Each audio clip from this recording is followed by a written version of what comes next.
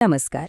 ચાલો આજે વાત કરીએ ગુજરાતના એક એવા શહેરની જે એક નહીં પણ બે નામથી ઓળખાય છે, મહેસાણા. એક તો એનું સત્તાવાર નામ અને બીજું નામ એકદમ રહસ્યમય છે. તો ચાલો આજે આપણે આ બંને નામો પાછળની આખી વાર્તાને ઉકેરીએ. અને આ જે સવાલ છે જેણે બધાને વિચારતા કરી દીધા છે, મહેસાણાને અહિંસાની ભૂમિ તરીકે કેમ ઓળખવામાં આવે છે, ખરું ને?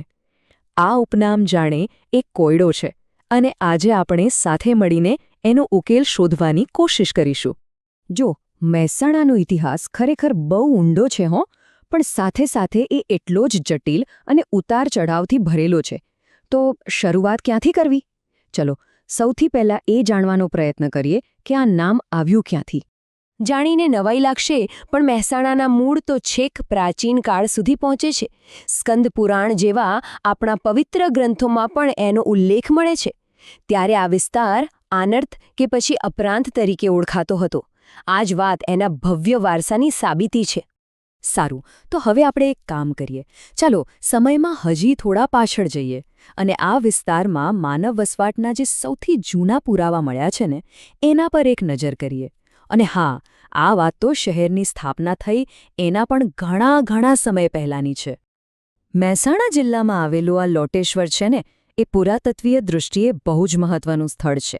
અહીંયા વિચારો, ઈસવીસન પૂર્વે 6ઠ્ઠી સહસ્ત્રાબ્દીમાં એટલે કે હજારો વર્ષ પહેલાં શિકારી સમુદાયો વસતા હતા. આ વાત આપણને સીધા હજારો વર્ષ પાછળના ઇતિહાસમાં લઈ જાય છે. અને રસપ્રદ વાત એ છે કે લોટેશ્વરમાં જે ખોદકામ થયું એમાંથી જાણવા મળ્યું કે અહીં એક નહીં પણ બે અલગ સંસ્કૃતિઓ વસતી હતી.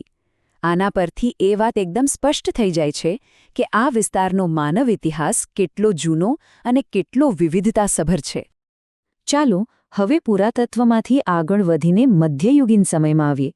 આ એ સમયગાળો હતો જ્યારે મોટા સામ્રાજ્યોએ આ વિસ્તાર પર રાજ કર્યું અને એમના સંઘર્ષોએ જ આ પ્રદેશનું ભવિષ્ય ઘડ્યું. અહીં આપણે જોઈએ તો સત્તા માટે સતત ખેંચતાણ ચાલતી હતી. પહેલાં મૌર્ય, પછી ગુપ્ત, પછી ચાવડા અને પછી જો સોલંકી શાસકે ચાવડાઓ પાસેથી રાજ છીનવી લીધું. સોલંકી અને ચાવડા વંશ વચ્ચે સત્તા માટે સતત લડાઈઓ ચાલતી. હવે વિચારો, આટલી બધી હિંસા અને લડાઈ અને પેલું નામ અહિંસાની ભૂમિ, કંઈક મેળ નથી ખાતું, ખરું ને? પણ પછી ચાવડા વંશે હાર ન માની. એમણે આખરે પોતાનું સામ્રાજ્ય પાછું મેળવ્યું અને દબદબો સ્થાપિત કર્યો. અને બસ આ જ એક ઘટના હતી જેણે મહેસાણા શહેરની સત્તાવાર સ્થાપના માટેનો રસ્તો તૈયાર કર્યો.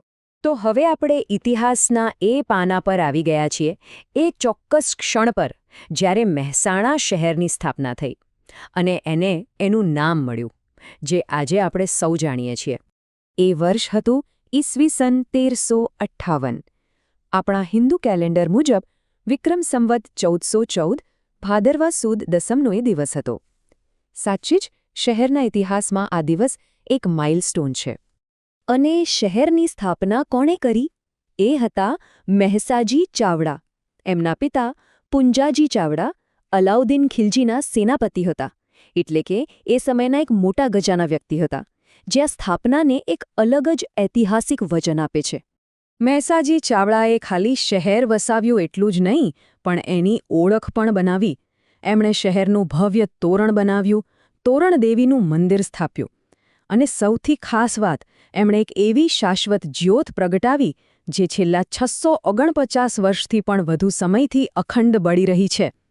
આ જ તો છે એમના વારસાનું જીવંત પ્રતીક. અને સાંભળો, આ બધી તો ઐતિહાસિક હકીકતો છે, પણ મહેસાણાનો ઇતિહાસ તો પ્રાચીન કવિતાઓમાં પણ ગવાયો છે. જયસિંહ બ્રહ્મભટ્ટની કવિતાઓમાં આનો ઉલ્લેખ છે. આનાથી એના સાંસ્કૃતિક મહત્વની ખાતરી થાય છે અને આપણને સીધા એ સમય સાથે જોડી દે છે.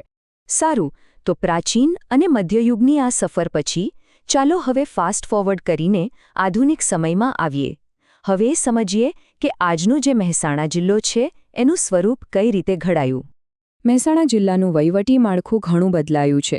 જુઓ, પહેલાં ગાયકવાડ શાસનમાં પાટણ અને પછી કડી મુખ્ય મથક હતા. પછી 1902માં ગાયકવાડોએ હેડક્વાર્ટર મહેસાણા શહેરમાં ખસેડ્યું. આઝાદી પછી તો એ પહેલાં બોમ્બે રાજ્યનો ભાગ બન્યો અને પછી આપણા ગુજરાત રાજ્યમાં આવ્યું. અને પછીથી તો એમાંથી ગાંધીનગર અને પાટણ જિલ્લાઓ પણ બન્યા. આમ ઘણા ફેરફારો થયા. અને આટલી લાંબી ઐતિહાસિક સફર પછી આજે મહેસાણા એક અલગ સમૃદ્ધ જિલ્લો છે અને વિકાસના રસ્તે ખૂબ ઝડપથી આગળ વધી ગયું છે. તો આટલો બધો ઇતિહાસ જાણ્યા પછી, આટલા સામ્રાજ્યો, લડાઈઓ અને વિજયોની ગાથા પછી આપણે પાછા ફરીએ છીએ પેલા મૂળ સવાલ પર. અહિંસાની ભૂમિ, આ નામ આવ્યું ક્યાંથી? કારણ કે ઇતિહાસ તો કંઈક અલગ જ કહી રહ્યો છે.